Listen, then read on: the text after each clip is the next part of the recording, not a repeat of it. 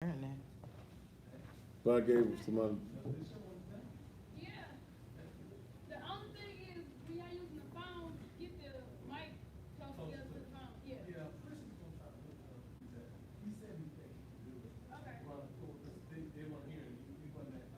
Yeah. Okay. Just when y'all think about doing that, make sure y'all go through Miss Debbie first. Okay. All right.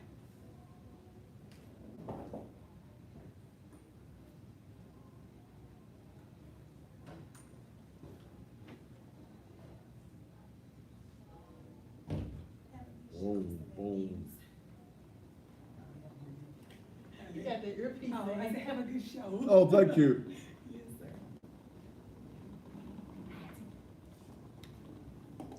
Ooh, it's hot in here.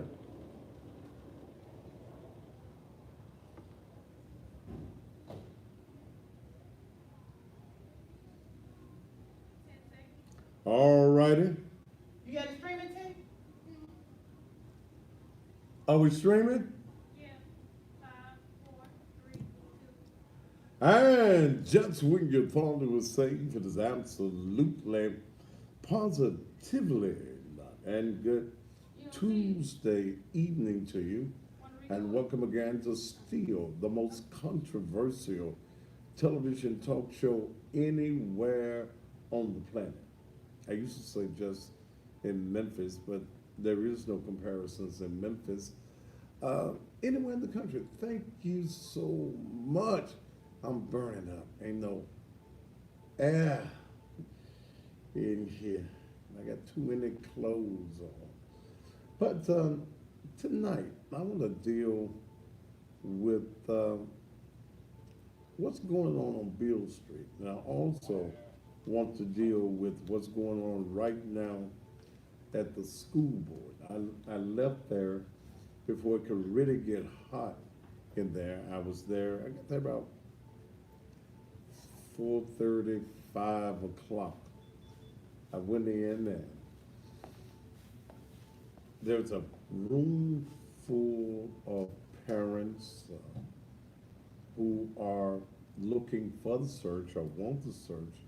But there is also a room full of educators and employees of Memphis City Schools and others who want Dr. Ray.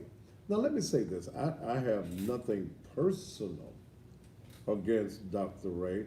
It is just my opinion that there should be a national search to find the best fit for this school system or the best person for this particular school system. If that person is Dr. George Ray, then so be it.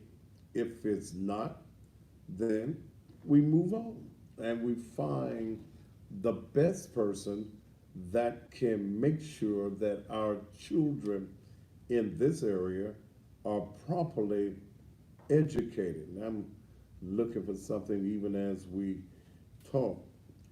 But we've got to make some changes, and the community should be heard. Now, here is my prediction for tonight. My prediction is that Dr. Ray is going to be put in the permanent role. Now, that's just my opinion of what's going to happen on tonight. I think that the resolution that is being placed on the table by Stephanie Love is going to go forth. You've got 9 people there, and I believe you need 6 votes to make it happen. So we're going to see exactly what is going on.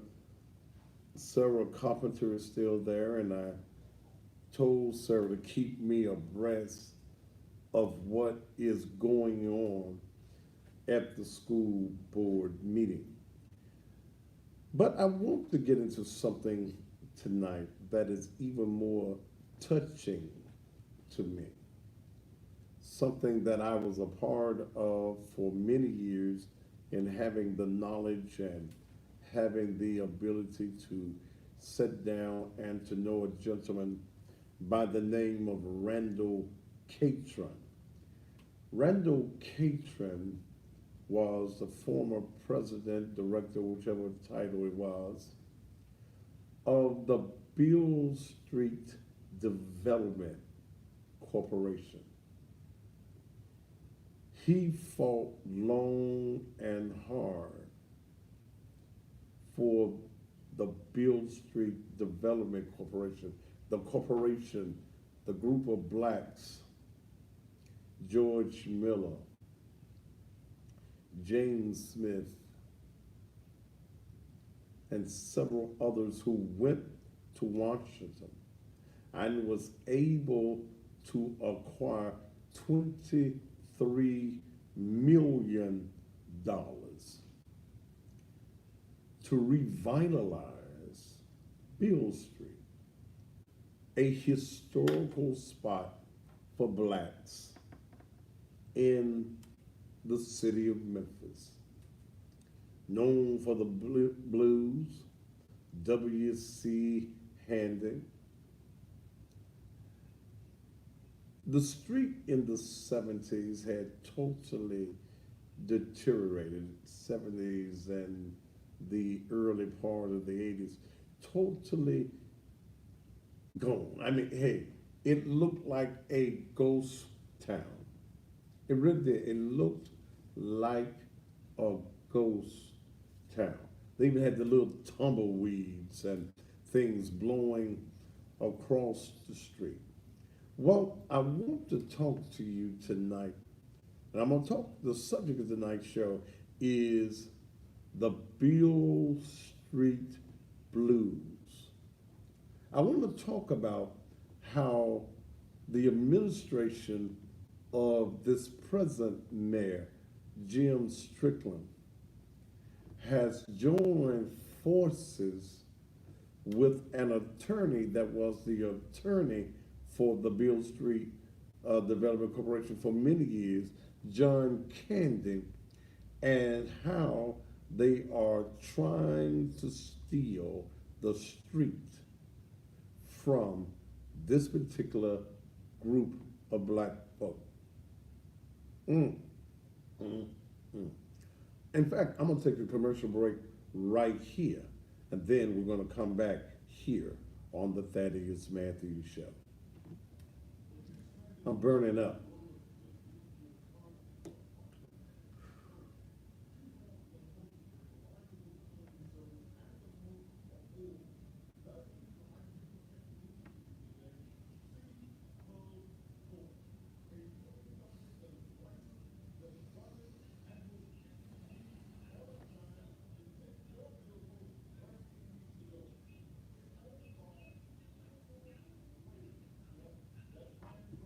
Woo. I gotta open this towel up.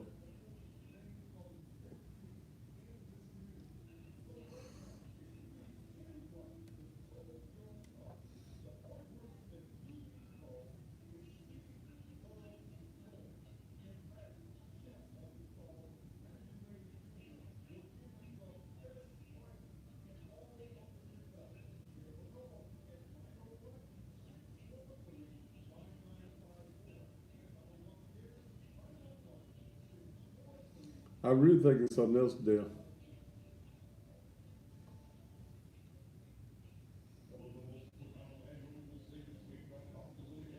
I am so hungry. Did we eat today?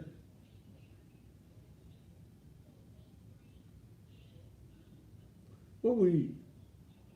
Oh, Blue City Cafe. We ain't on Beale Street, did Somebody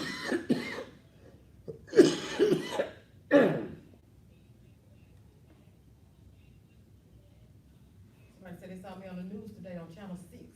Huh? Somebody saw me on the news today. They saw you on the news. I don't know what Channel 6 is. I need to just pull this over my head. You already got a cold.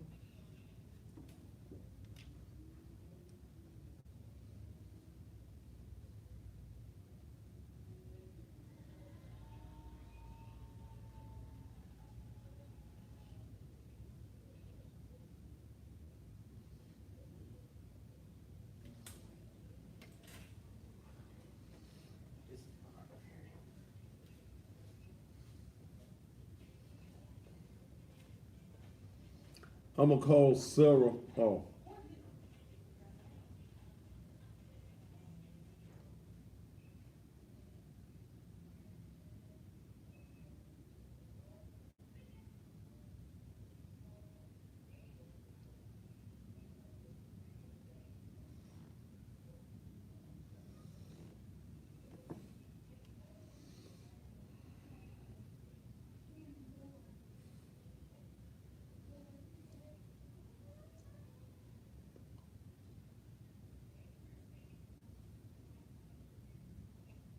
we are in commercial break for those of you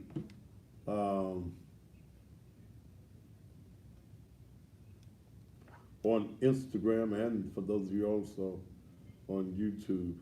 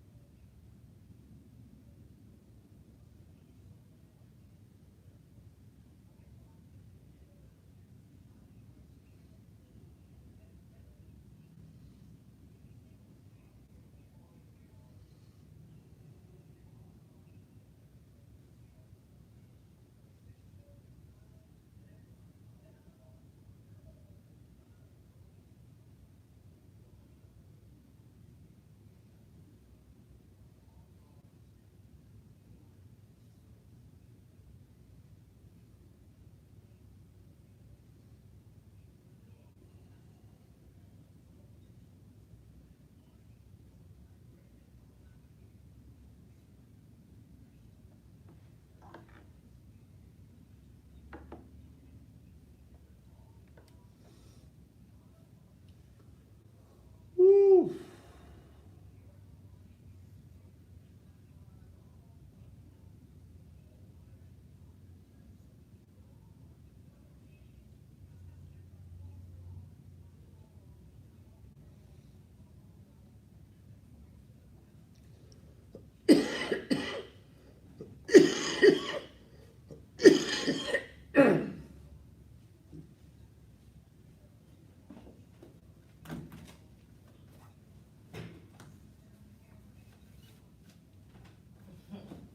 You checking on that?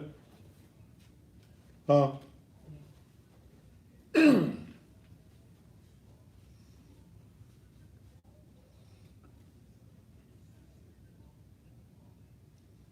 Woo!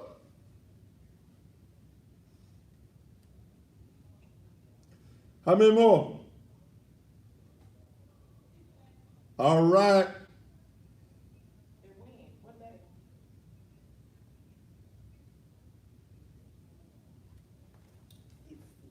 Okay. Huh? I'll be better tonight, Mom. Is it? What? Just put it on the counter or something. I have to get it.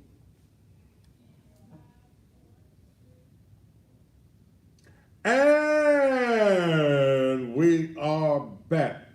I tell you what I'm gonna do. I'm gonna call Sarah. Sarah, smile down at the school board. I hope they ain't rioting down there by now. Let me see if I can get Sarah. Write me a note, Dale.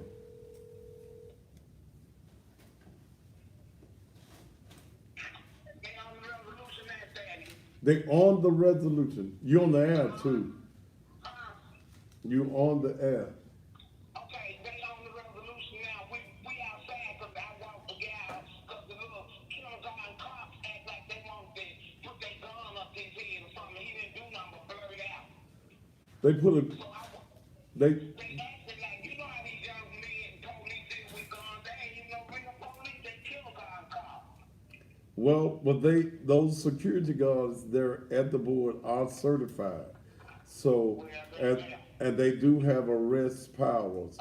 So, y'all act right. So anyway, we on the resolution now. They haven't voted yet. But I'm almost positive that Stephanie Love got the votes that she wants.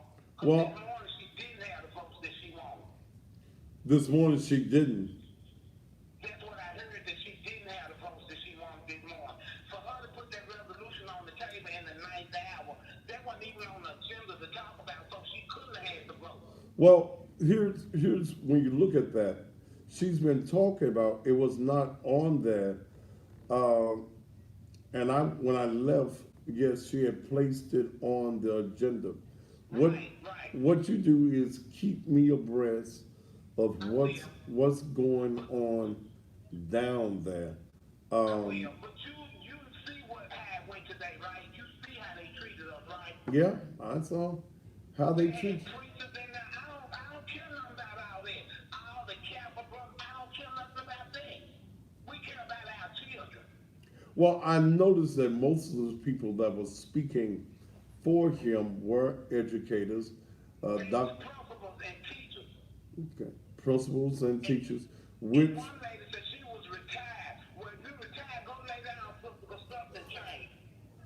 okay, okay. I'll Oh, keep you up on that promise. Some of they vote now, I'll call you right back. all right, let me know when they vote. All right, I will.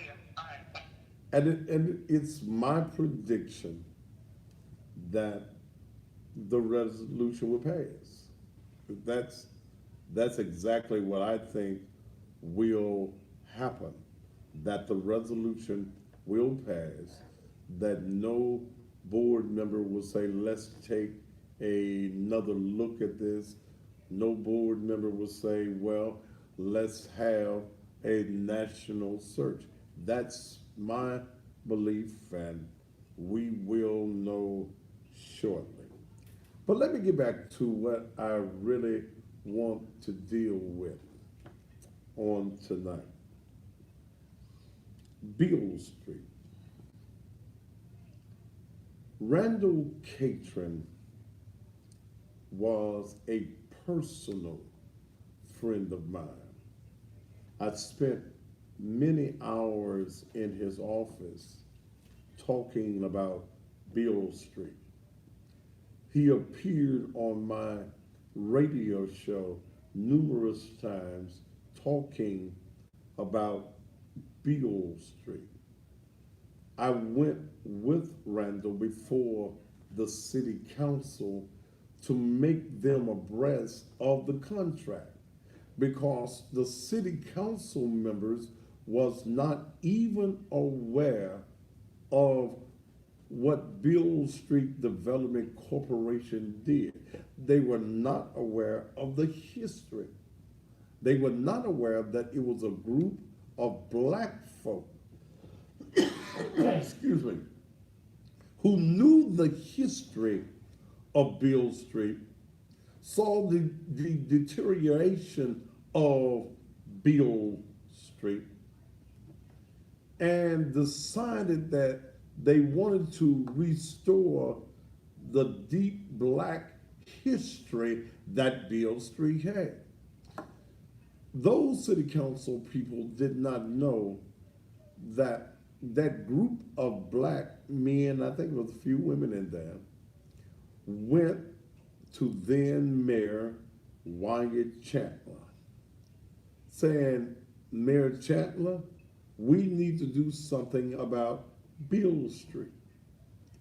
Understand that Beale Street had been known as the nigger street, the black street. Why were we going to spend all of our monies on Beale Street? In fact, they were told the city does not have the money. Now, if y'all can go get the money, then okay, we'll do something. Well, they were able to go to Washington. They got a federal grant in Washington for $23 million. The terms of that contract states that they have a joint partnership with the city of Memphis because the property was owned by the city of Memphis. But that the Beale Street Development Corporation had the master leases to every building on the street for 50 years. That nothing could happen in the historic Beale Street area without the signatures of both the city and the head of the Beale Street Development Corporation.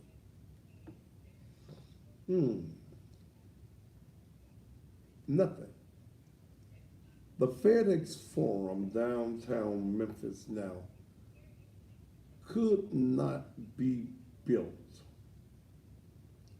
until Randall Catron, who was the president of the organization, signed off on it. Randall signed off on it even though the city had done everything, along with John Elkerton, the white man that Wyatt Chandler put in charge, because niggas ain't supposed to be able to figure with no $23 million. We ain't gonna let them niggas have that $23 million. They be done bought some Cadillacs and some rims and that. So they put a white man there, John Elkerton.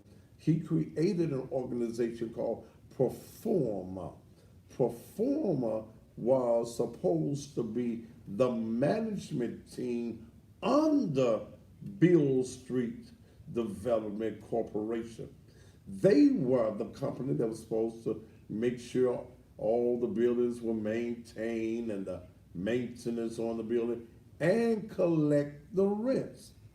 When the rents were collected, there was a portion that went to Beale Street Development Corporation, supposed to, went to Performer, and to the city of Memphis.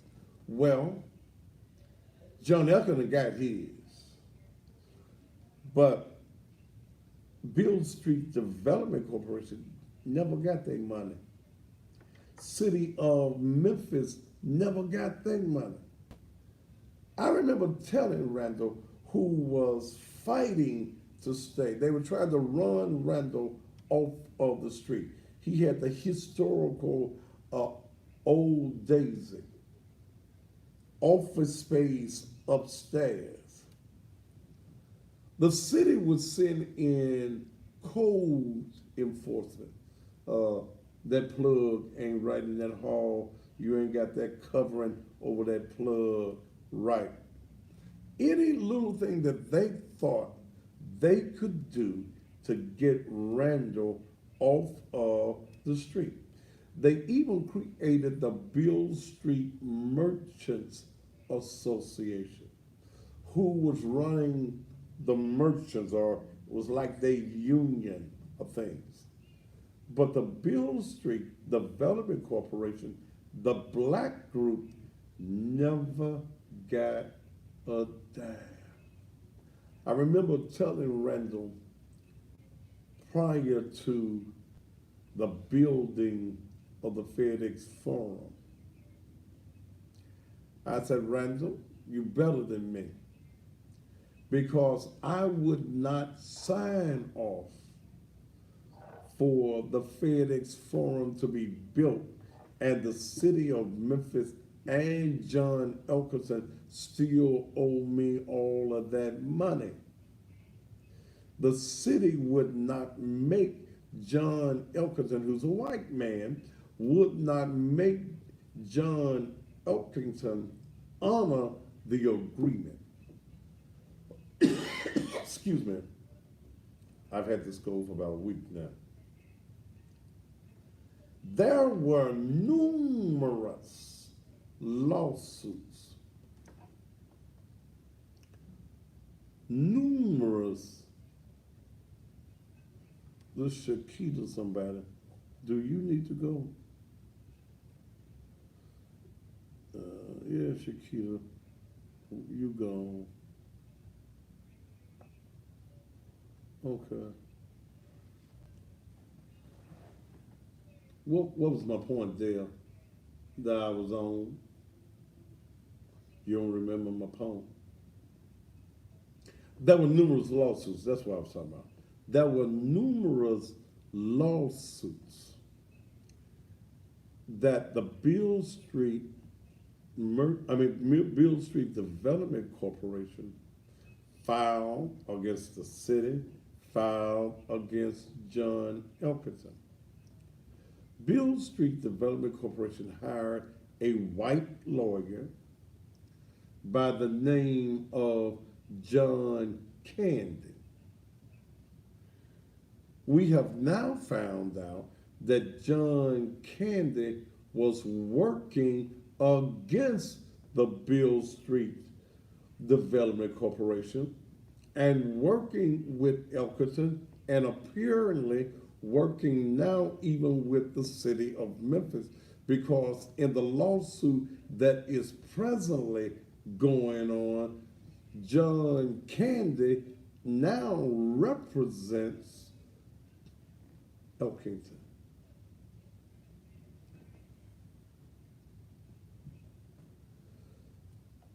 Millions of dollars were stolen from the taxpayers of the city of Memphis. John Elkington was going around the country using the money from Beale Street to start other theme streets in other parts of the country. He thought that he could duplicate Beale Street in other cities. Well, Randall and I began to then pressure the then mayor of the city, Dr. Harrington. After that, we could not get any relief from the city council. Talked to Dr. Harrington. Dr. Harrington initiated an investigation into the monies on Beale Street. Attorney Ricky Wilkins was selected to handle the investigation. Dr. Harrington was on his way out of office. He was resigning from office. In the investigation, I think, Miss Lucille, if you're watching, give me the exact number if you can. But it was over $6, $7, $8, $9 million that they found. This is not all of the other millions that they have not found. And the reason that the other dollars were not found is because when Willie Harrington left office, another black man, Myron Lawrence, became the interim mayor. The interim mayor, Myron Lawrence, was told about the discrepancies and the missing money. $10 million in less than 6 years. Thank you, Ms. Lucille. $10 million in less than 6 years. Myron Lawrence was told, given the information, the thought was that since we've got John Elkerton and we can't find $10 million, surely this is going to go before the district attorney general. In fact, since we're dealing with federal dollars, and the FBI came on Beale Street many times, many times. Even during that period that we was having that, what was that, Tennessee waltz and all that other stuff that was going on, the FBI was supposedly investigating what was going on Beale Street. The FBI met with Randall in his office. Randall met with them out there on Humphreys Boulevard at their offices. We felt sure that since the investigation had found at least $10 million, since the federal contract had been violated, Beale Street Development Corporation had not received no money, the city of Memphis had not received any money, and John Elkington was acting as though Beale Street was his personal property. He took over all the signs. You couldn't put a sign on Beale Street that didn't go through John Elkington. When you saw what happened with Handy Park, the stage and all of that, that was John Elkington. Nobody reeled John Elkington in. City officials did not give a damn. Let's go back. Let's go back. The page you gone to.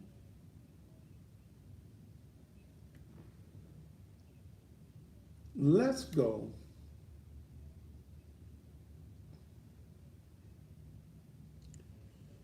Mr. Lucille said, the judge said if the BSDC found malfeasance in those 6 years that he allowed for the forensic audit. They could only go back a certain period of time. And in that designated 6 years, they found over $10 million.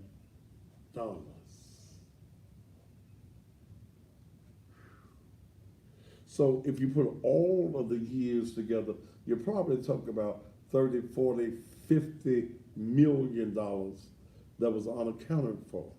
None of the money is going into the city funds. Well, when the money was found missing, Myron Lowry, the black mayor, everybody thought Myron was going to do the right thing. Everybody thought that Myron Lowry, the interim mayor, would do the right thing. He didn't. Myron stopped the investigation. He killed the investigation off completely.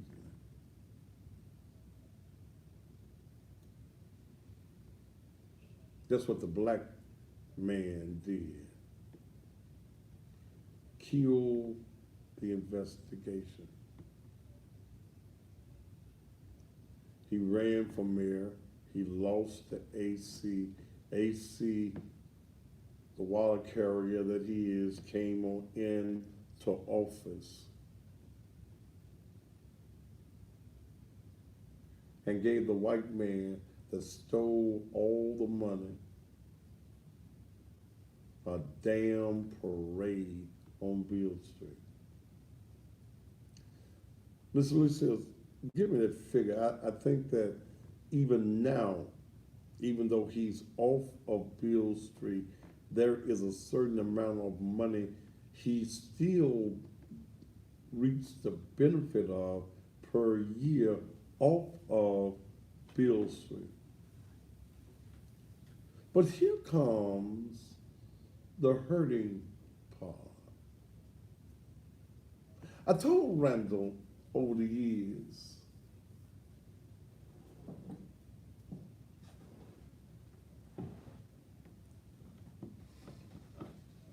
you can't trust white folk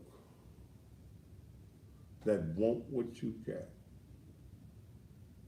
I had told Randall, I say, you go to court too much, and it seems as though your opposition, is that a year, Miss Lucia? Please tell me that ain't a year. I told Randall, I said, you go to court with John Camden, and it seems that your opposition, the people that you are suing, is one step ahead of you. John Elkington now is getting $500,000 a year. If that had been a black man and you misappropriated $10, you'd be in the federal penitentiary. White folk take care of white folk. Touch your neighbors and say, yes, they do. White folk take care of white folk.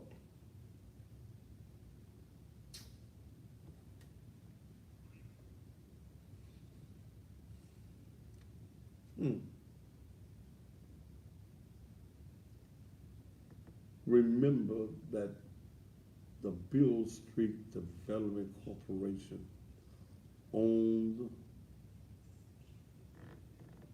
the master leases, not the city of Memphis, but the Beale Street Development Corporation owned the master leases to every building on Beale Street. The city wanted that.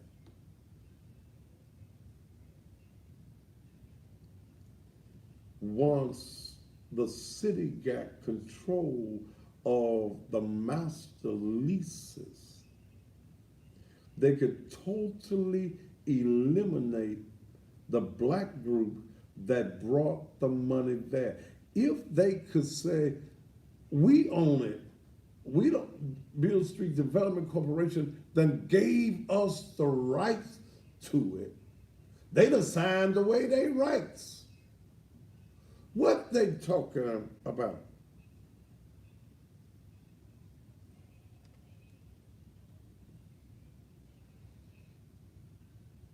So you go back and look at other white men that got involved and got a little federal, Rusty Heineman, some of y'all might remember him. But there, breaking news, SCS board approves motion to suspend national search. Dr. Juris Ray has been given the job as superintendent of schools. No surprise. No.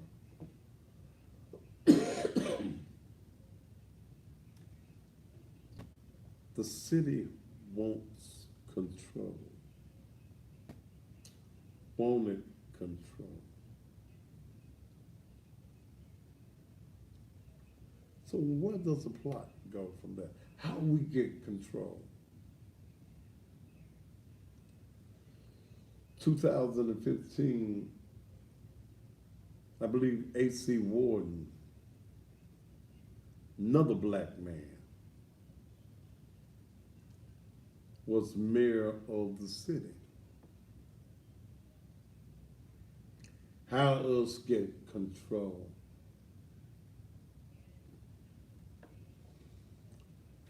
If you go to my Facebook pages, you're going to see some documentations there.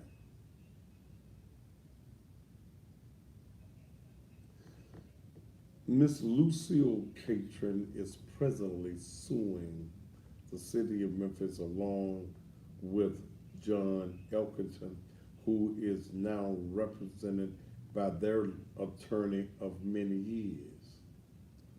What did I just say? White folk work together. We're the only people on the planet that consistently work against each other.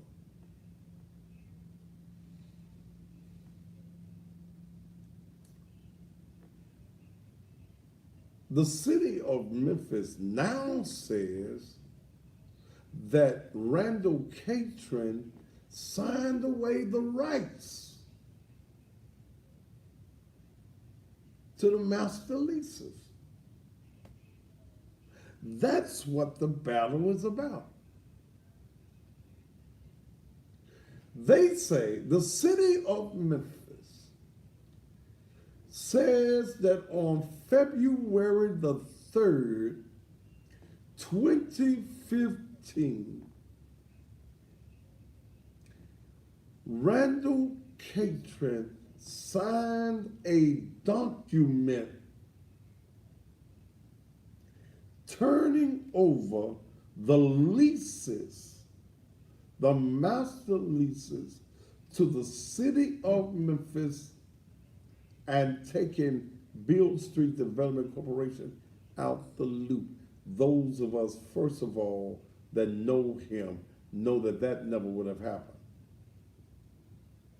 But February 3rd, 2015 is a very interesting date.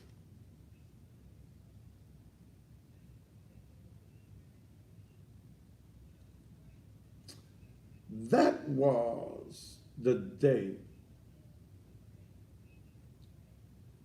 that Randall Catron was rushed to the hospital, and Randall was on his deathbed. If you go and look at the picture, which Miss Lucille Catron, his wife, gave me permission to post, you will see that Randall Catron didn't even know he was in the world. You'll even see arm restraints.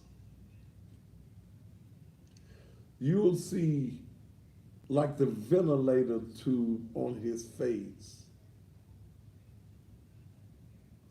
Tubes running in multiple spots on his body.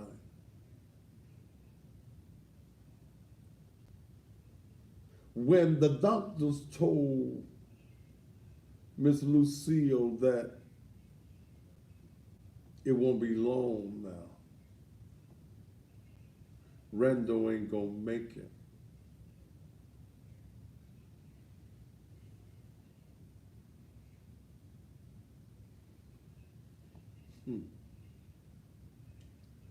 Miss Lucille started calling people that were close to Randall to come to the hospital. One of the people that she called was attorney John Candy. Attorney John Candy came to the hospital quick, fast, and in a hurry, acting as though Randall was his long-lost friend, acting as though he was grieving and he was hurting because his friend was expiring.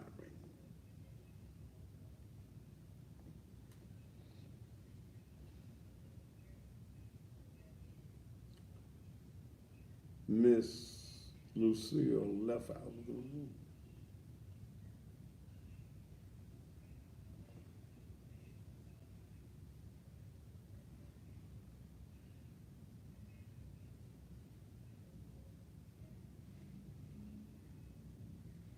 when she came back,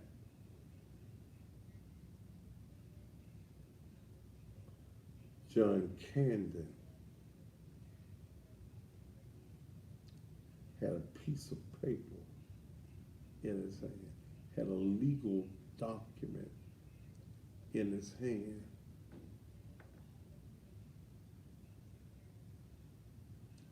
This white boy said that Randall, on his deathbed,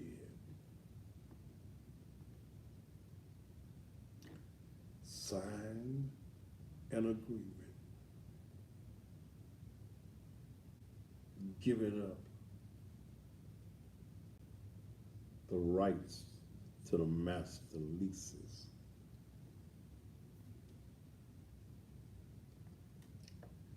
It has been found by an expert handwriting expert that the signature on the document is a forgery. That the signature on the document is not the handwriting of Randall Catron. I placed that picture on my site so that you could see that on February 3rd, 2015, that there is no way that the man that you see laying in that bed with all of that breathing equipment on, all of those tubes in his body, signed that paperwork.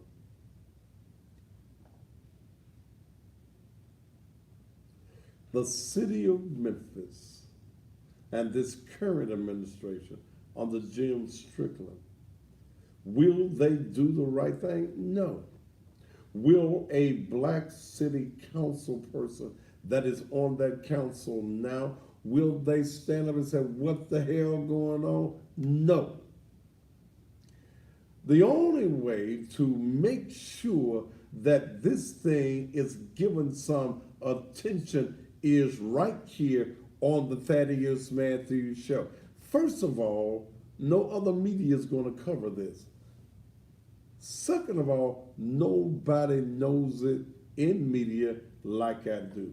I have a copy in my office of the master leases. Yeah, I got a copy of it.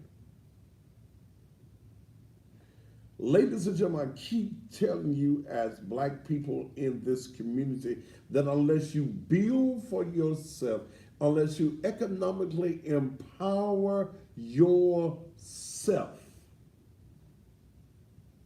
you will always be a slave. You will always be a follower. You will always stand on the corner and watch the parade pass you by. We are a people that don't believe in fighting for what's right for each other. Only time we want right to happen to us when a wrong has happened to us and we feel that an injustice has taken place. That's the only time black folk get upset. We don't love each other. We don't care about each other. We have no respect for each other. We allow lying politicians, black, to come and make promises to us, but we never make sure that they fulfill them. It's sad. We are a sad people. We are a sad people. But I say it is time in the black community that we cut off the heads of even black snakes. If the black man is mistreating you, then you cut his head off.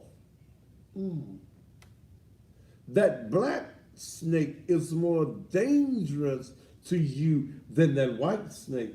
Huh? Oh yeah, the black snake is more dangerous to you because when you see the white snake, you go on alert. You expect the white snake to bite you. You expect that white snake to wrap itself around you and squeeze the life out of you. But sometimes in the company of the black snake, you drop your guard.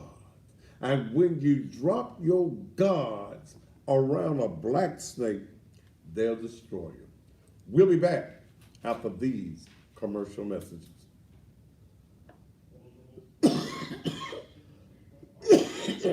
Come in there. Come on this side.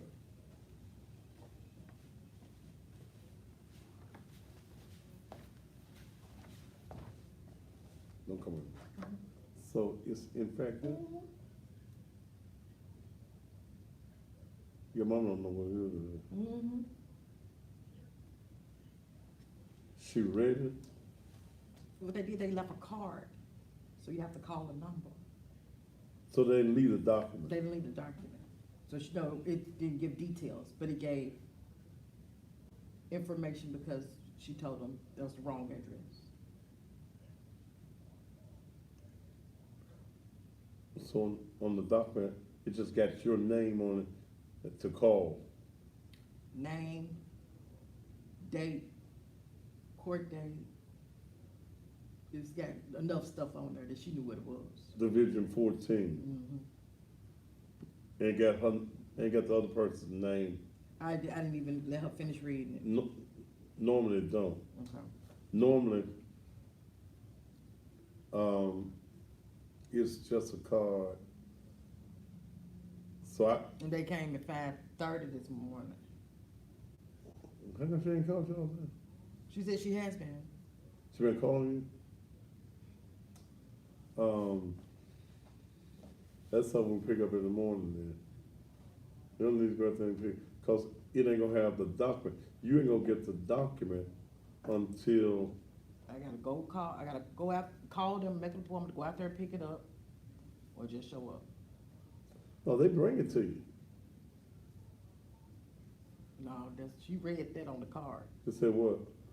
Call, make an appointment to come and pick up your document.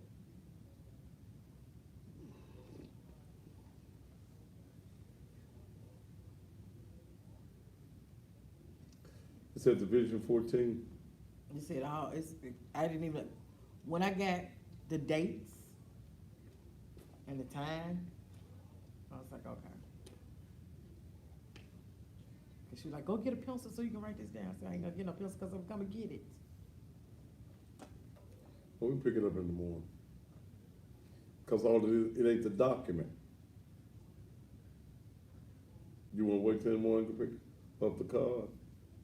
That's fine. She was figuring to leave anyway. Well, you knew it was coming, but I don't know. Unless there's always the opportunity that if you've had documents going when that last situation happened with you, what address you in? 701.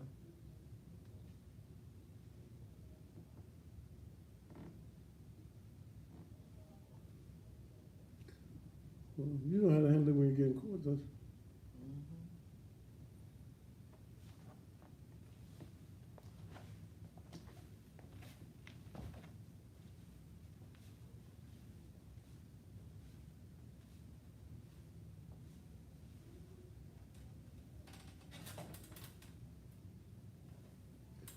Motherfucker, why the fuck you think it's $1,000? And why the fuck would you be concerned? I don't do shit for $1,000, funky motherfucker. Whoever the fuck you are. You can't even see the amount on the check as to how much it is.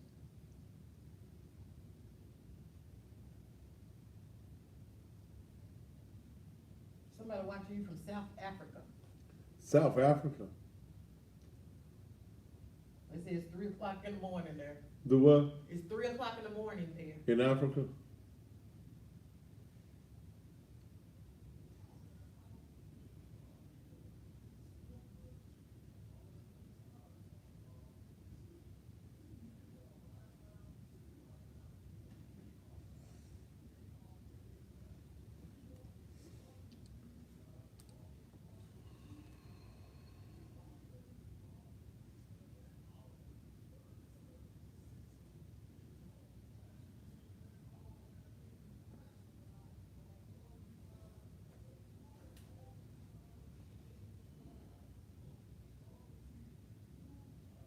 I'm in Memphis.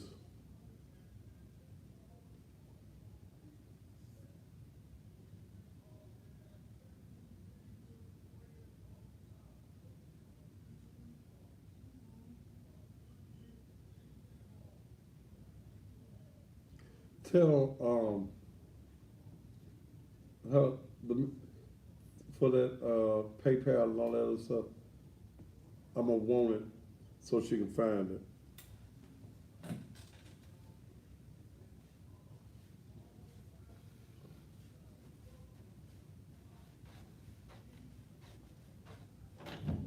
Did you hear? You hear him? Said you don't wanna pull up the, PayPal and For the, chart. for the church, Help? the support day. Yeah. Tell her I'll give her the cue. He said he'll give you a cue. What? He'll give you a cue. Okay. When I start talking, yeah. She's like, oh, what?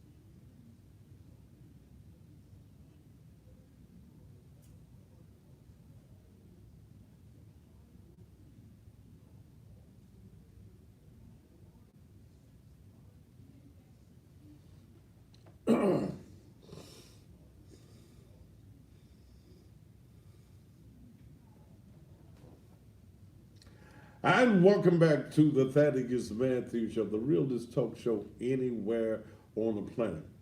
You know, and those of you on Instagram, you are timing out, and I will bring you right back. I am not surprised that the board has done what the board has done. But I served notice to Dr. Ray. I served notice, and I have nothing personal against him, but I think that the process was wrong. I think that you said that the board said that there was going to be a national search, then that's what should have happened, the national search.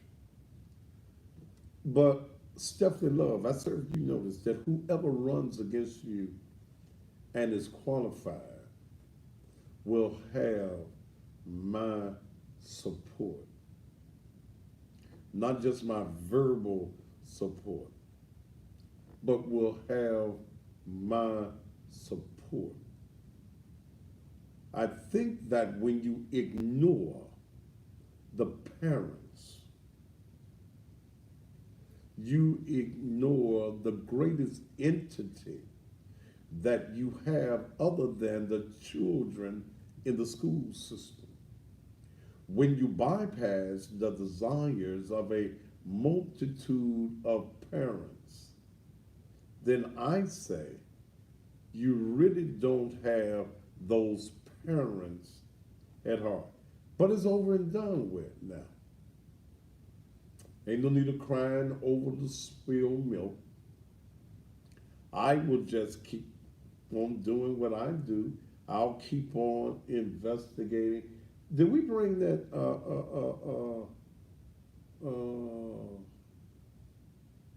Hobson stuff, or did I leave it on my desk? I left it on your desk. I did go and pull the divorce decree of the former superintendent of schools, Dr. Hobson. I did. And I left it on my desk. He filed for the divorce, what was that, 2017? Was it 17? 15? Okay. He filed for the divorce. Nothing major in the divorce. It never went for a jury trial. It was on irreconcilable differences. What else stood out?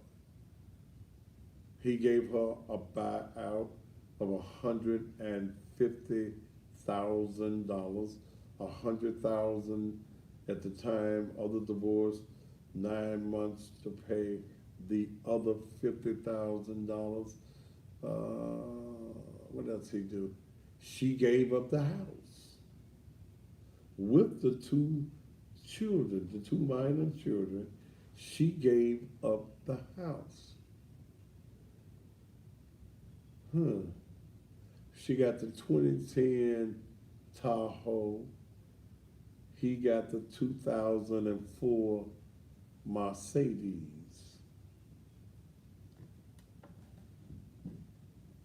Women don't just normally give up the house, but that's what that is. I told you I was going to go and pull it. Wasn't nothing juicy in it because there was no answer. He filed. I don't even think she had an attorney. They just went to court. Okay. But that is that on that. But look, yeah, it was interesting reading, but he got some bank accounts. She got some bank accounts. He keeps all his 401k. I just found it strange that a woman who has a husband that makes over $300,000 a year lets him off the hook that easy. Anyway, so much for that. let me do this. Black folk, and especially black men, the destiny of the black race is in our hands. The reason that the black man is not functioning many times in the black community is because he's blind to what he's supposed to do. He has not been taught how to be a man. He thinks that being a man is jumping up and down on a girl and saying, ain't it good to your baby? And his broke ass, it ain't no good, baby, if he broke. Touch your neighbor and say, it ain't good wang a thing if it's broke wang a thing. That'll preach now. If it has no substance to it, if the wang of a thing don't have no dreams, no goals, and no aspirations, why are you as a black woman allowing a black man that has no vision, has no direction, has nothing that he's focused on? Why are you letting him run that thing up in you? And then when you allow him to run that thing up in you, you let him run it up in you with no covering, no condom. You just let him up in there, then he ejaculates in you, making baby juices and stuff in you, and the baby juices do them travel down them tunnels through the X's, the Y's, and the Z's, and them chromosomes and things. They meet up, and some of that baby juice gets on it, and it creates another life, and it brings another life into this world, especially if it's a boy child. He is as blind as his daddy.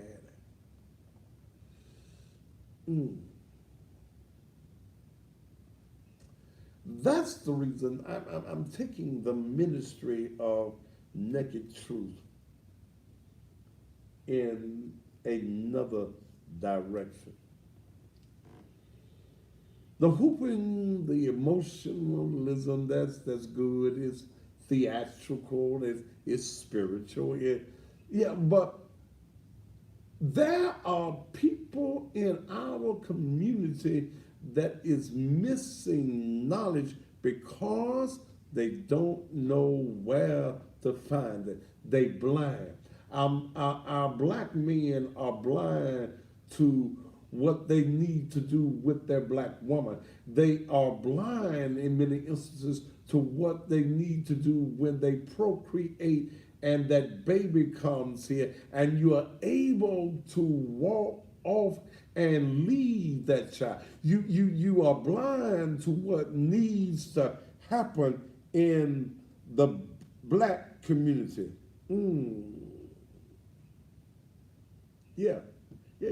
You blind. You blind. You blind.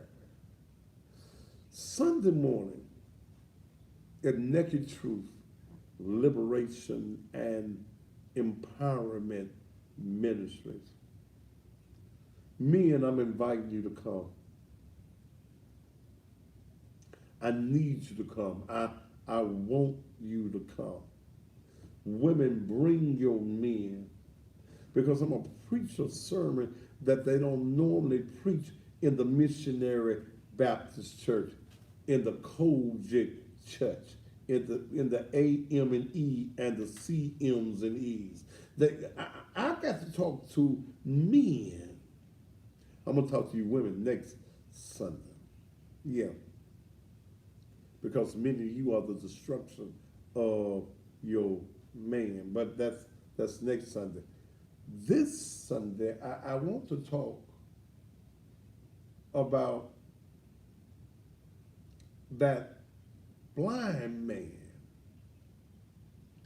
who was born blind from his mother's womb. Ain't never seen, had no vision. And when Jesus came by,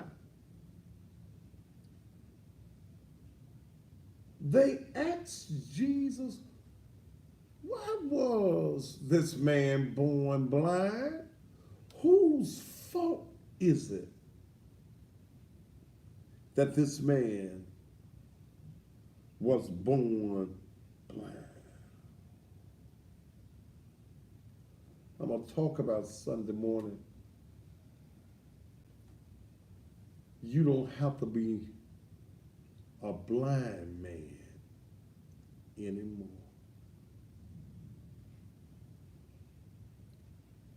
My brothers, it ain't never too late to get your sight. It ain't never too late to get vision. It ain't never too late to open your eyes and see. Men from all over this area, I need you to come. You need to have your man that Sunday. I'm going to talk about vision. I'm going to talk about your man knowing how to treat you. I'm going to talk about your man knowing how to support you, to provide for you. I'm going to talk to your man and tell your man that just because he got a wangama thing, he ain't got nothing to contribute if the wangama thing ain't connected to a vision. It ain't connected to a job. It is not connected to guidance that he can give his son. Many of our young boys are out here rambling in the streets is because the man that dropped his seed had no vision. And when that child, that boy child, came into this world, he didn't have no vision either. He had nobody to teach him how to see. So anything that gives him the semblance of eyesight, gives him the semblance of being able to see, he attaches himself to that.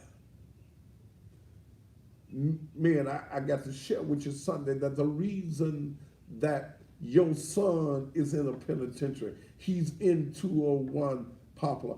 The reason that your son is laying in the earth is because you were a blind man. And you didn't have no direction. You didn't know what direction to go in, so you didn't know how to lead your boy.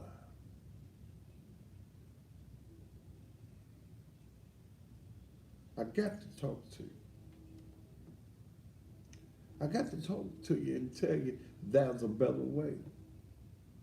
Is it always the easiest way? The easiest way may be selling your drugs, brother. But if you the drug dealer, you the robber man, you the carjacker, there's one or two places you're going to end up, brother. That's a penitentiary or the cemetery. And guess what? If you got vision, brother, you ain't got to end up in neither place. Sunday morning, I need you there. I sat Sunday. After I finished with the message Sunday. Some Sundays I'm totally disheartened. I'm frustrated.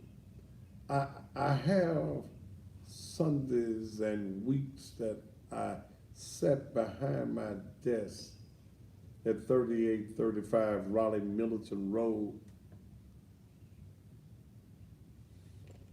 Yeah, I like that Queen. With a vision you can manifest. Don't talk about you want to be the rocket scientist and you dropped out in the 6th grade. Okay. I sat in my desk and I sat there frustrated. I sat there wishing I could give up. Wishing that I could walk away But it was 3 years ago this day. This is the 30th, isn't it? I buried my mama 3 years ago today. I did not want to ever preach again. I had spent most of my young years traveling and preaching, hooping and hollering, giving out the bullshit from the pulpit, because damn it, wasn't nobody there to teach me no better. And I thought the black church was the answer to the black problems, but it has been a hindrance. I walked away from church. I walked away from ministry. Didn't want to preach no more. I never wanted to step into another pulpit. My mother convinced me, boy, you've been out of church too long. You grew up in the church. You know that Bible. You know how to teach. You know how. You need to get back in church. And I said, okay. Then I met Ricky Flo and Minister Muhammad. We were doing one of those things that we were doing the other night. I liked what he was saying. I went over to church. I went about 5, 6, 7 Sundays in a row. I finally joined and became a member. But I found myself. My mama kept telling me, boy, you got to go back to that pulpit. I ain't going back to the pulpit. But my mama was in hospice, and sometimes she'd be talking to me. I thought she was out of her mind, but she would tell me, you got to return because there is a job that God has for you. She said, I didn't have you for nothing. And I look back and tell her, you just fast. You just fast. You had me when you were 16. You just fast, but I'm glad you had me because I could have been one of them abortions things. They could have sucked me up out of you. I could have never been here to do whatever it is that you supposed to do. Thought you died. What is Tamara Hampton? Is that the Tamara Hampton I know? Okay.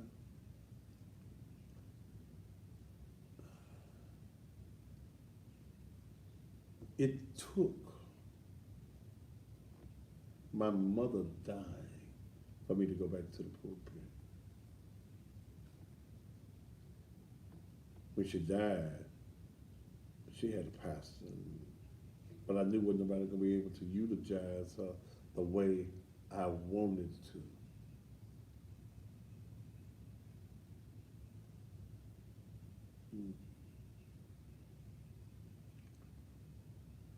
So I said, well, I'm gonna do this one more time. I'm gonna do this.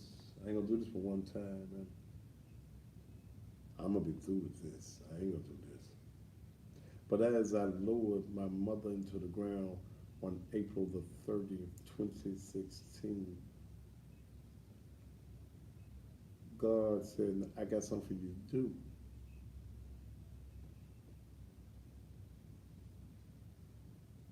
And I don't want you being like nobody else.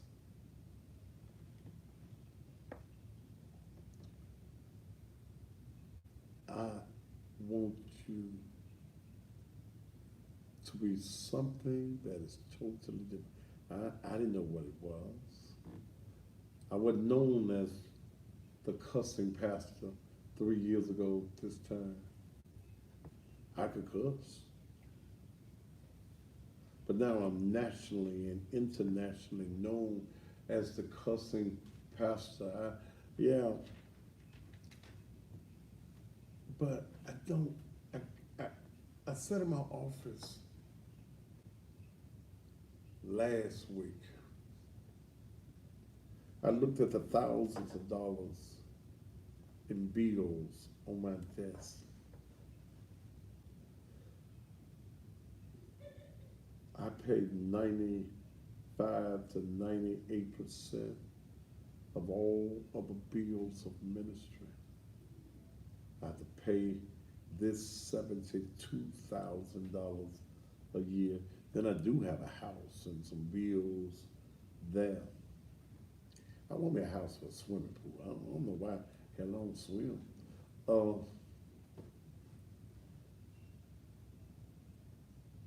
and I said, I get folk that come to church. They don't support the ministry. They think I'm supposed to pay all the bills. I get folks that call me with all their problems and all of their issues. And then Satan spoke to me and said, you know, you didn't have no money issues before this church thing, this ministry thing, and trying to help folk and save the boys and save the girls. You didn't have no money problems. Your money was flowing like water. You were making heavy 6 figures a year. Heavy 6 figures. You could do anything you want. You could go anywhere in the world you wanted. You could do whatever you want. Look what working for God is getting you. It ain't getting you nothing. Look at all them bills on your desk right now.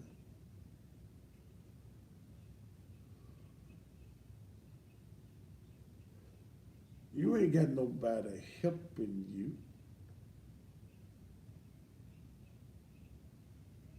You pay all the bills. You even got to pay. You spend about $500 a month cutting the grass. You pay all these light bills. Man, why? Why don't you just give it up?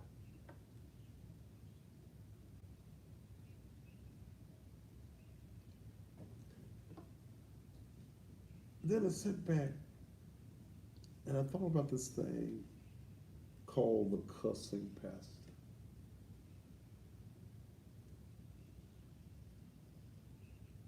The cussing pastor has allowed me to reach folk on their level, not on the church level, not on you holy rollers, you know, you folks that's into speaking all them damn tongues and ain't nobody understanding you. And the Bible tells you, don't speak it if you ain't got no interpreter.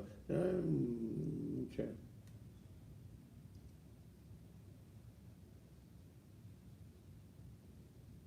I got millions of folks that watch my videos around the country. You add a little cussing to it because that's the marketing, that's the branding of it.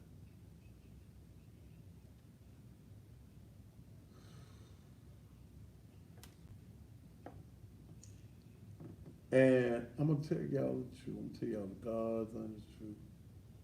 I had a day last week that I was ready to walk away. Don't do nothing but TV.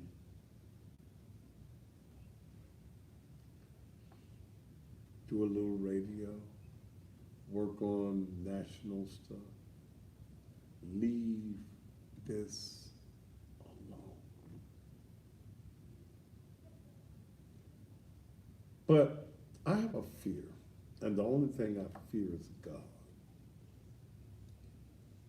I have a deep fear that if I decided to throw in the towel on God, He would throw the towel in on me. That's my fear. I believe that if I stop the mission that God has for me, that He would take my very life from me. So with that being said, I have to keep on doing what I'm doing. I go throughout the city. I'm probably the biggest black name in media in this market. Everybody know me, the little childrens know me, the old peoples know me. Guys that when I go up to Privé, they know me. When I'm at Memphis Nights, they know me. And God shared with me that I establish you in media so that folk would know you. And they know the real you. You ain't phony. You tell them you're like a big booty, big titted girl. Yes, Lord, thank you. You gonna drink you some Hennessy? Yes, Lord, I am. That you're not perfect, because what the church has done that has kept even men from church is they don't see real men. They don't see realness. They see men that put on airs as though you live in the third realm of heaven. You already in heaven. You don't let them know about your trials and your tribulations and where God has brought you from. You don't let them know that I looked beyond your faults and saw your needs. That I love the gang member. I love the hoe on the corner. I love the bull dagger. I love the sissy. I love all of mankind, because mankind is me. And them other preachers, Thaddeus, they try to only deal with church folk.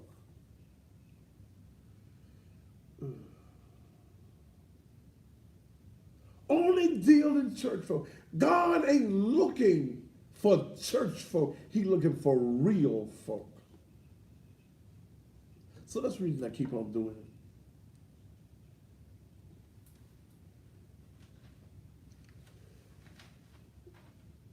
He said you ain't gonna be understood by many, because many are locked into their own doctrines and their own beliefs that have nothing to do with me.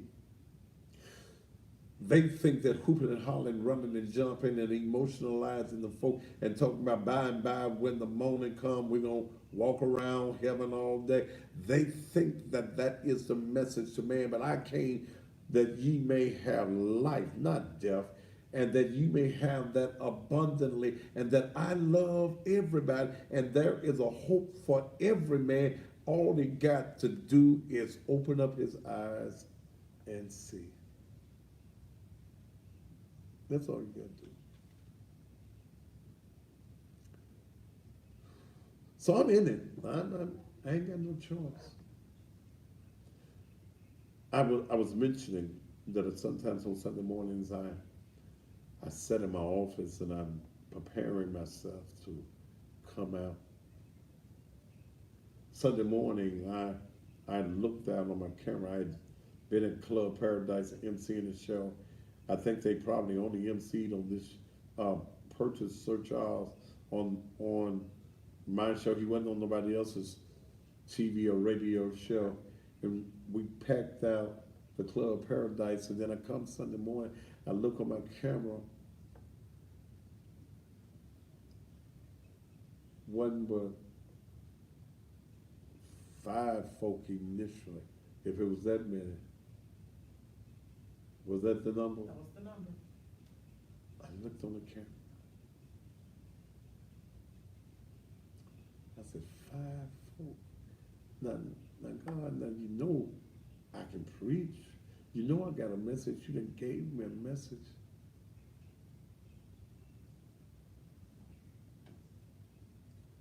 But why ain't they coming? Then I went out there. I went out there because that devil was telling me, man, what you going up there for? You got to pay the musician. You may not even raise enough to pay the musician. Man, save your money.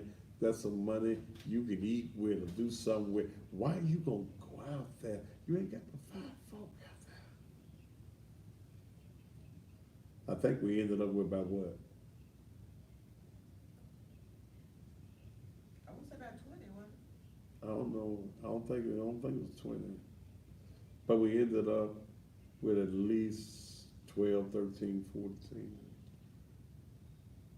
Then when I got through, because I preach as hard for them 12, 14 as I would if there were 1,000 in.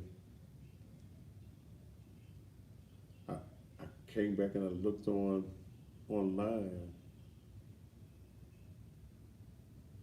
and over 2,000 people heard Sunday morning's message. And let me look at it now from Sunday. That message I did Sunday morning.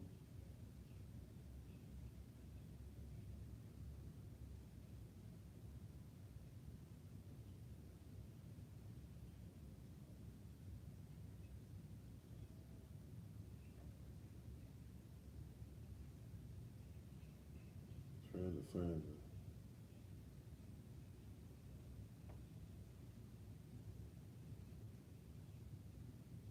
Way over 3,000 from Sunday morning. Somebody heard it. So you keep on doing what you're doing. A prophet is without honor scripturally in his own land. I don't get no support in Memphis. Until y'all want something, until y'all begging, your mama died, or you ain't got no shoes or something. But I keep pressing on. But I'm encouraging men, because like Willie here said, ain't a punk bone in my body. I'm inviting y'all to come Sunday morning. I ain't the perfect one. Y'all preachers, y'all bishops, elders, and apostles, and potentates, they give you the pretenses. What you see is what you get. What you see is what you get. I'm fighting out here, not for me, but I'm fighting for you. I'm inviting you parents to bring your girls and your boys Saturday. Mentoring. Our boys mentoring program. This is our second meeting this Saturday. Our girls mentoring has been in effect since June of last year. Been very successful with the young ladies that attend, have changed lifestyles, have changed attitudes, have changed grades. We've been there for them. We've supported them. We've made sure they had stuff that they need for events that they had to be a part of. But I want to take our boys and I want to mold them into men. This Saturday, and the main emphasis of our boys mentoring is going to be conflict resolution. I want you to bring your boys. Mothers, bring your boys, and you can go in there where the ladies going to be with the girls, because it's really a girls and women's mentoring, because some of you mamas need some mentoring too. I got a group of men, about 5 or 6 men that come in, and they're the mentors, but I've written a curriculum for conflict resolution. I want to do so much with these boys and these girls. I didn't have a father either, but I turned out semi all right. I had some difficulties in life because I didn't have a man to look up to.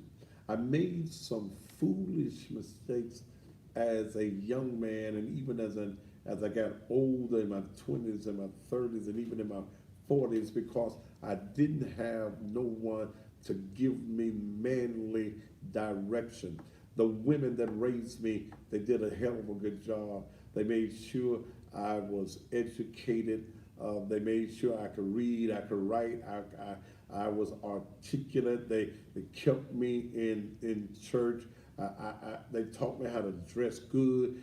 But that was some things that I missed, that only a man, had a man been there, could tell me. There's some errors in life, some disappointments, and maybe some of the times I went to juvenile court, or even as I got older and I went to the grown people's jail, I might not have went if I had a father there.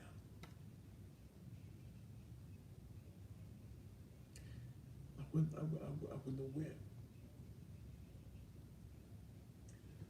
Some of the things I've done, some of the things I've even done as far as women is concerned, if I had a man, a real man, a role model, someone that could tell me right from wrong and just lead me, not by what he says, but lead me by example, I might not have messed up the way I messed up in life. I'm somebody that I can look back over my life and I can remember doing some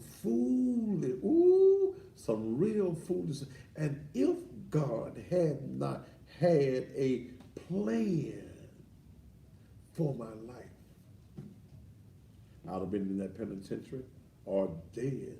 But God spared me for such a time and such a day as this. I ain't always been the best dad either. I'm a hell of a daddy now. Because I did not have the example. And many of our boys are in the conditions that they're in because there has not been a man in the house that showed them how to respect a woman. Was not there to show him that you need to get up every day and go to work. And even if you lose your job, you need to find yourself a legal side hustle to be able to provide.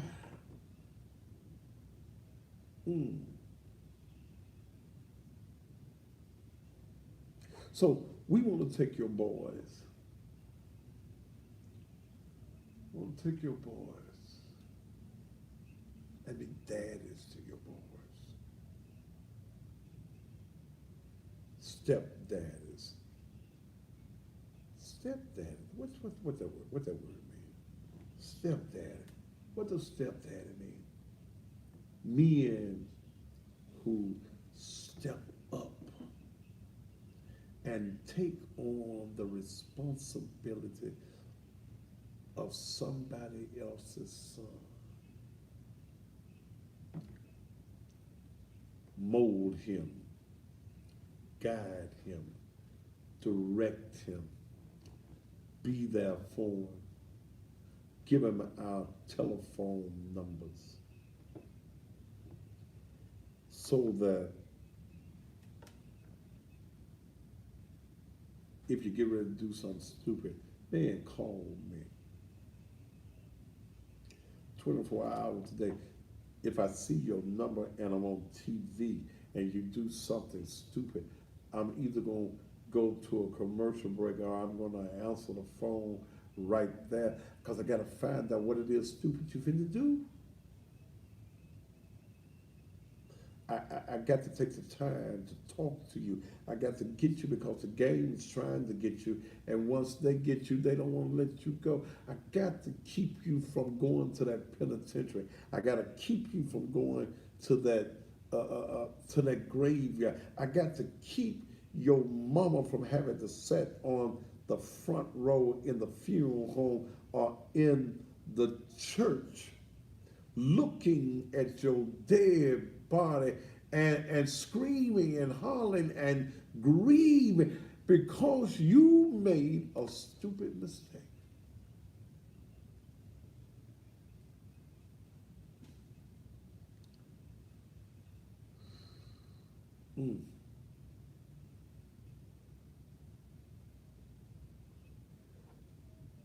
We must change the Sunday morning message.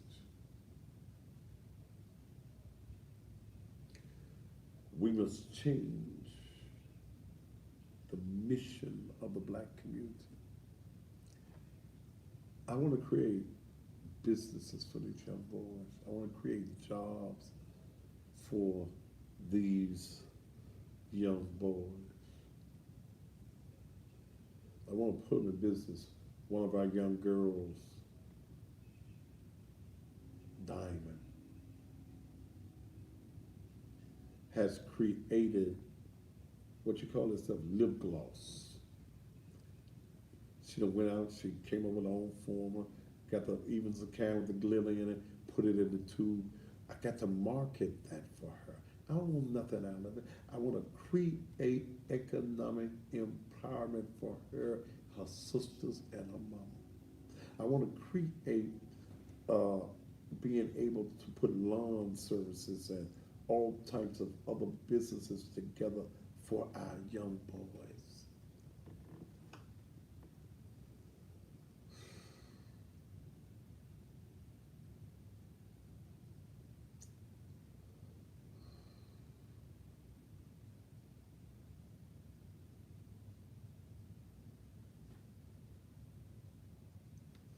See, some of you are offended that I cuss. I do, and I cuss well. But there are cussable situations. If you read the scriptures, you'll find that Jesus cussed. No, my Jesus didn't. He ain't never called nobody out of their name that you ain't read. Mother wasn't around. Son of a bitch wasn't around. Some of those words that we use now that you may be cuss words because you may not like the word weren't around. But Jesus called the church folk a brood of vipers. He called folk fools. You holier than thou folk are the folk that's keeping the world from being delivered from the frustrations that they're going through. In fact, Bible says in 2 Chronicles, if my people who are called by my name, that ought to be church folk, you Christians, if those people would humble themselves and pray and turn from their wicked ways, then will I hear from heaven and I heal the land. If you want the land to get healed, then folk who call themselves by God's name, you got to get your life in order. Now, I need y'all to do, the girls on June the 15th are going to celebrate 1 year of mentoring. Got a big program for them. Want to feed the girls. Now that we have the boys ministry. So folks say, I'm not a preacher, I'm the devil. Okay, say what you will, but that makes you the damnedest fool on the planet that you sitting here listening to the devil. How you gonna be saved and sanctified and fire baptized and you on the page listening to the devil? And see, most of y'all don't know what preaching is. You don't know what the gospel is. You think that the gospel comes from Genesis to Revelation. The word gospel means good news. And what I got for your boys and your girls on Sunday is the gospel. I got some good news for them. I got the good news of how you're going to change your life, how you're going to live, how you're going to be successful in life, how we're going to save your life. But let me go back to what we're going to do in June. I'm bringing the boys in. We're going to have Kelly, what's Kelly's last name? Anderson?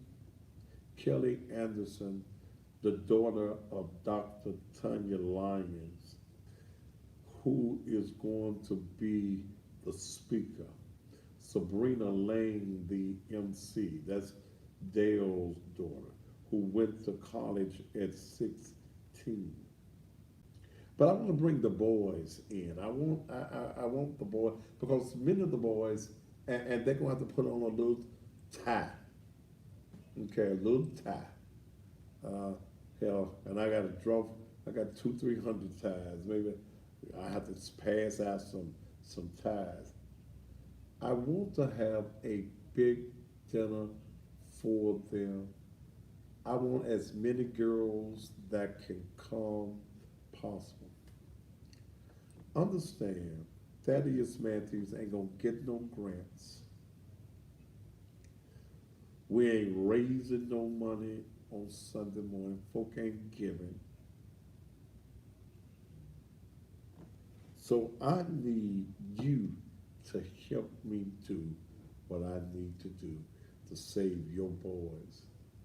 To be able to get them jackets, be able to get them ties, to be able to do this luncheon that we're going to be doing June 15th. To be able to get lawn equipment so we can set them up and take them out into neighborhoods and teach them how to work ethic. We've got tables. Put the information up there. I need as many of you as can to help me help your children, your boys, your girls. There's the Cash App, Naked Truth Ministry. All of our tables are going to be $150. I don't want a child to have to pay any money. I don't care where the children come from. I don't care how they dress. I don't care how they look. If the little girl's hair is nappy, we're going to send her to a beauty shop somewhere. If a little boy ain't got no pants, if his shoes got holes in them, we're going to do this. I want to ask as many of you as can to purchase a table. If you're here just for the cussing, you gone.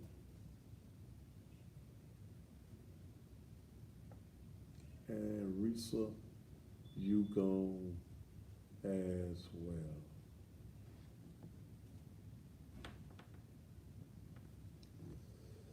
See, many of you, and if you are a business owner and you donate $150 for the table, we're going to make you a sponsor, and I'm going to call your name out on the show on a nightly basis until the 15th, so that people will know that you are a part of helping us. In fact, damn, you getting advertising for $150. Ain't no other pastor's gonna give me nothing. And I can't keep on doing it all and financing everything myself. I need your help. There's the PayPal me right there on the screen, but there's the Cash App, $ Naked Truth Ministries. If you don't have $150, I'm gonna take your 25. I'll take your 50. I'll take your 10. I'll take your 5. Cause it ain't about the money. It's about saving our children. The little girl that's trying to start her little lip gloss business. Her and her 2 other sisters were molested by the mother's boyfriend. They've been traumatized all year. That man now, the preacher, he was a preacher, is been sentenced to 9 years in jail. But for you business owners, I need you to understand that I fight so hard till I'm tired. I'm holding on to a cold for 2 weeks. I sleep 3-4 hours a night. I worked 7 days a week. I wasn't doing this until I decided to help save our children. I got arrested and prosecuted in 2012 for trying to save a child. I've walked up into dope houses and got women out of the dope house. I've paid the dope boys off for our women that were in the houses. All I ask, those of you around the country need to help me, because I'm not going to get no grants. I'm not going to bow down to organizations. And I have to understand, I have to come to the realization. Somebody said, keep fighting, my reward is in heaven. I ain't trying to get no reward in heaven, baby. I'm trying to get some rewards here. Quit letting folks tell you to just wait till you die to get some reward. I want some reward right here. And understand that is a misnomer that the black church has taught you, that you're not supposed to have nothing until you die and get to heaven. The only wings I want right now is when I go out there to the airport and I get on a plane. I need your help. I need your assistance. Every business that donates to this cause, I'm going to promote you as a sponsor for our girls and boys mentoring, and tell people about your company. You can't beat that. You can't beat that. I don't give a damn what kind of business you got. $150 for a table. That's 10 girls. Because I'm not going to ask a child for anything. But we want to bring them together. We want to bring them together in fellowship. We ain't got a dime yet. Have we, Dale? Huh? 25. Got $25. I'm going to take your 25s. I'm going to take your 50s. It's about saving our children. Our girls mentoring. Our boys mentoring. Your $150 will get you this. So like I'm doing here. R&S Appliance Repair. They're located at, well, they ain't located. He comes to you. Young man, 33 years old, with 13 years experience, formerly with Best Buy and Sears.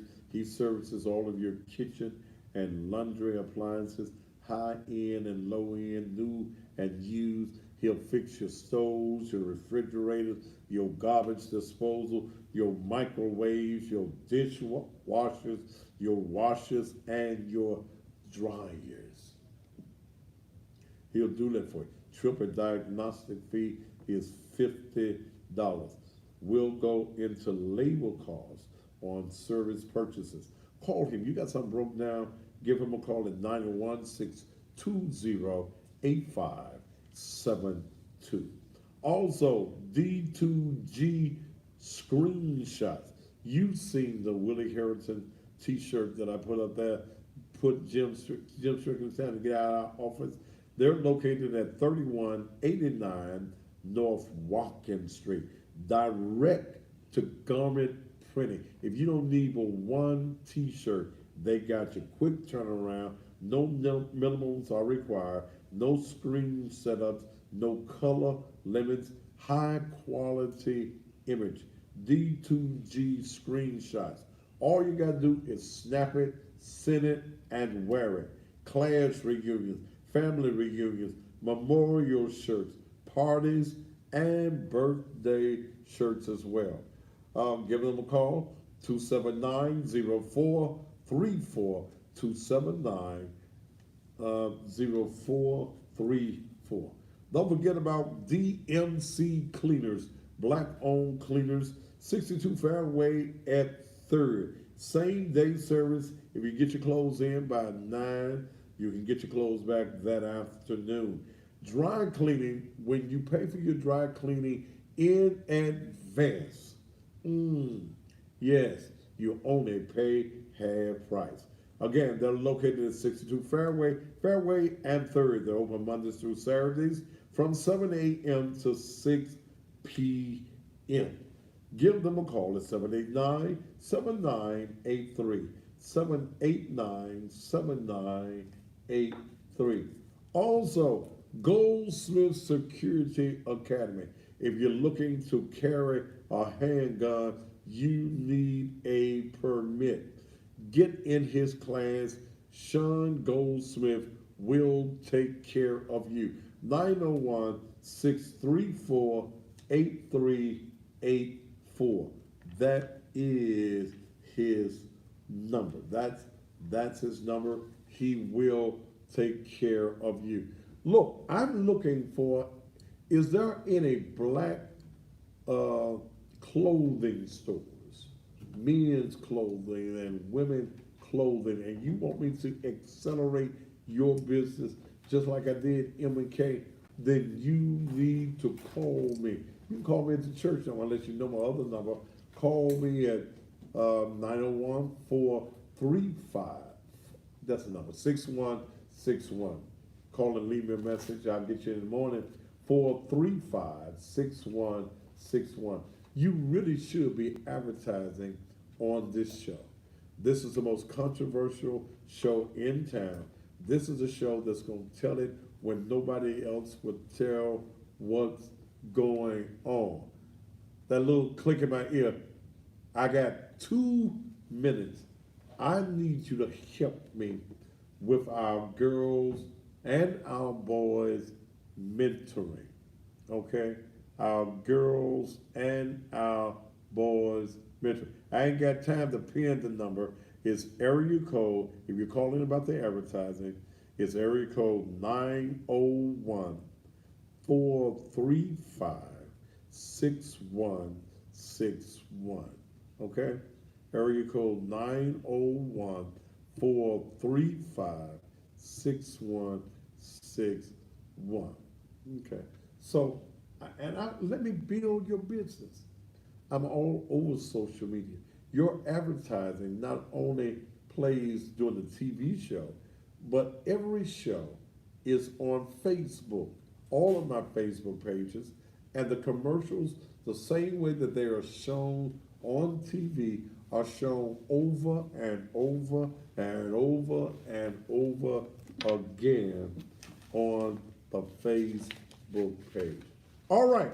Hey, even if you think about helping me later on at night, Cash App, that's the easiest one to remember. $ Naked Truth Ministries. Support the person in this community that's out there fighting and struggling for you. I don't like your cussing.